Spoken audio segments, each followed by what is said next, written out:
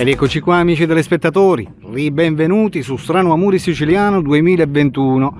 Sto facendo questa registrazione per dare un ulteriore aggiornamento su Nino Di Paceco. Per essere più precisi, 47 anni, Nino Di Paceco l'ho intervistato qualche anno fa, e quello che dice che cazzo c'è riri, quello che volete fare facete, il Nino originale Di Paceco.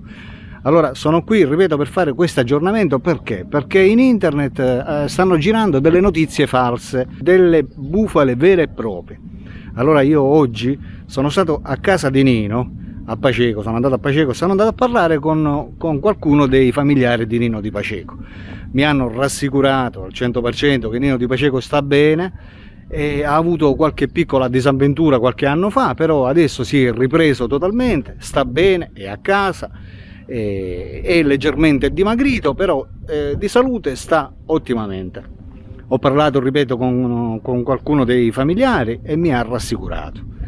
Per quanto riguarda invece le interviste le faremo prossimamente, una volta magari che finisce questa emergenza Covid, riprenderemo a intervistare Nino Di Paceco. Riguarda invece un'altra grossa bufala, è che su internet dicono che Strano Amore Siciliano non esiste più e che tutta quella che noi facciamo sono automaticamente registrazioni vecchie. Niente di più falso. Noi Strano Amore Siciliano l'abbiamo esattamente rinomato circa 2 mesi fa con la nuova rubrica del Cerco Amici, quindi voglio comunicarvi al 100% che Strano Amore Siciliano 2021 esiste e tuttora stiamo facendo registrazioni. Ovviamente in rete ci sono non solo le registrazioni nuove ma anche quelle vecchie, perché vengono messe nella trasmissione, sono tutte comprese, per cui non è che ci vuole, diciamo, una laurea in ingegneria per capire se sono registrazioni nuove o registrazioni vecchie.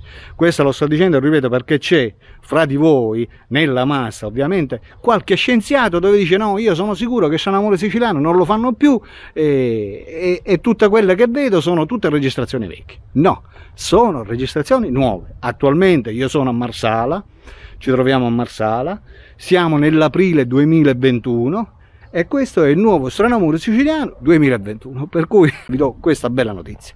Amici telespettatori, questo è tutto, vi ho dato l'aggiornamento sul Nino Di Paceco, per cui ci vediamo nelle prossime registrazioni. Ciao ciao dal vostro Alberto Lipari e grazie sempre.